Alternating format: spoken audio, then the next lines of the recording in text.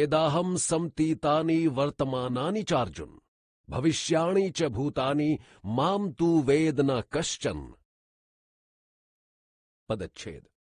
वेद अर्थात जानता हूं, अहम मैं, समतीतानि अर्थात पहले हो चुके हुओं को, वर्तमानानि अर्थात वर्तमान में स्थित हुओं को, च यानी और, अर्जुन हे अर्जुन, भविष्याणि अर्थात आगे होने वालों को, च यानी तथा, भूतानि अर्थात प्राणियों को, माम मुझको, तु अर्थात परंतु, वेद अर्थात जानता है, न यानी नहीं, कश्चन अर्थात कोई भी। अनुवाद। हे अर्जुन, पहले हो चुके हुए और वर्तमान में स्थित तथा आगे होने वाले सभी प्राणियों को मैं जानता हूं, परंतु मुझको कोई भी श्रद्धा भक्ति रहित और राग द्वेष सहित पुरुष नहीं जानता। टिप्पणी। यह भूतानी पद से देवता, मनुष्य, पशु और कीट पतंग आदि सभी चराचर प्राणी अभिप्रेत हैं। भगवान कहते हैं कि वे सब प्राणी अब से पहले अनंत कल्प कल्पांतरों में कब किन किन योनियों में किस प्रकार उत्पन्न होकर कैसे रहे थे और उन्होंने क्या क्या किया था, तथा वर्तमान कल्प में कौन कहां किस योनि में किस प्रकार उत्पन्न होकर क्या कर रहे हैं, और आगामी कल्पों में कौन कहां किस योनि में किस प्रकार उत्पन्न होकर क्या क्या करेंगे। इन सब बातों को वे भलीभांति जानते हैं। दूसरे शब्दों में वे त्रिकालदर्शी सर्वज्ञ हैं, जिनके लिए तीनों कालखंडों का समस्त ब्यौरा हथेली पर रखे बेर की भांति सुस्पष्टतया दृश्यमान है, किंतु उन्हें केवल श्रद्धा भक्ति युक्त और राग द्वेष शून्य मनुष्य ही जान सकते हैं।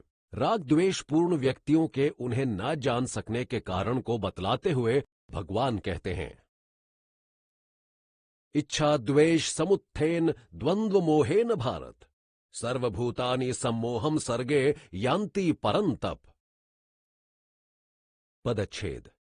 इच्छा द्वेष समुत्थेन अर्थात इच्छा और द्वेष के कारण उत्पन्न हुए से, द्वंद्व मोहेन अर्थात विरोधी युगल रूप मोह से, भारत यानी हे भरतवंशी, सर्वभूतानि अर्थात समग्र प्राणी, सम्मोहम अर्थात संभ्रांति को, सर्गे अर्थात संसार में, यान्ति अर्थात प्राप्त हो जाते हैं, परंतप अर्थात हे शत्रुओं को संतप्त करने वाले अर्जुन। अनुवाद। हे भरतवंशी अर्जुन, संसार में इच्छा और द्वेष के कारण उत्पन्न सुख दुखादि विरोधी युगल रूप मोह से समग्र प्राणी संभ्रांति को, परम अज्ञानता को प्राप्त हो जाते हैं और इसीलिए वे मुझे नहीं जान पाते। येषां त्वन्तगतं पापं जनानां पुण्यकर्मणां ते द्वंद्व मोह निर्मुक्ता भजन्ते माम दृढ़व्रताः। पदच्छेद। येषां अर्थात जिनका, तू अर्थात परंतु, अंतगतम अर्थात नष्ट हो गया है, पापम यानी पाप, जनानाम अर्थात मनुष्यों का, पुण्य कर्मणाम अर्थात श्रेष्ठ कर्मों का आचरण करने वालों का, ते यानी वे, द्वंद्व मोह निर्मुक्ता अर्थात विरोधी युगल रूप मोह से मुक्त हुए, भजन्ते अर्थात भजते हैं, माम यानी मुझको, दृढ़व्रता अर्थात दृढ़ निश्चयी। अनुवाद। परंतु निष्काम भाव से श्रेष्ठ कर्मों का आचरण करने वाले जिन मनुष्यों के पाप नष्ट हो गए हैं, ऐसे वे इच्छा द्वेष जनित विरोधी युगल रूप मोह से मुक्त तथा दृढ़ निश्चयी भक्त मुझको सब प्रकार से भजते हैं, अर्थात समूची विधियों से पूर्ण रूपेण ध्याते हैं। टिप्पणी। ऐसे निष्पाप पुण्यात्मा और वज्र संकल्पी भक्तजन क्या चाहते हैं तथा उन्हें क्या फल मिलता है, इस जिज्ञासा पर 2 श्लोकों द्वारा भगवान बतलाते हैं कि ऐसे भक्त लोग अंत में मुझे भलीभांति जान लेते हैं, अर्थात मुझको प्राप्त हो जाते हैं। जरा मरण मोक्षाय मामाश्रित्य यतन्ति ये ते ब्रह्म त्वद्विदुः कृत्सन्मध्यात्मम कर्म चाखिलम।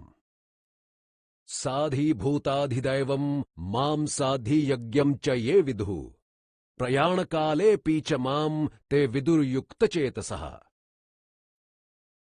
पदच्छेद।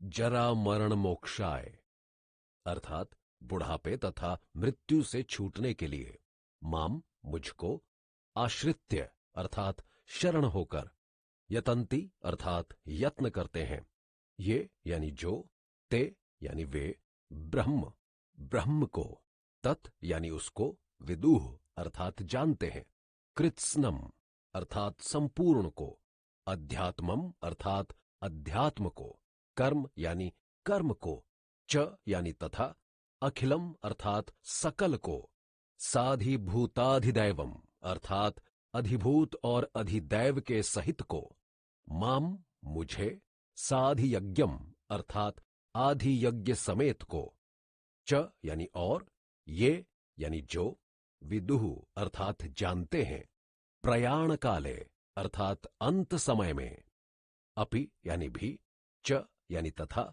माम अर्थात मुझको, ते अर्थात वे, विदुः अर्थात जानते हैं, युक्त चेतसः अर्थात युक्त भगवान से लगे हुए चित्त वाले। अनुवाद।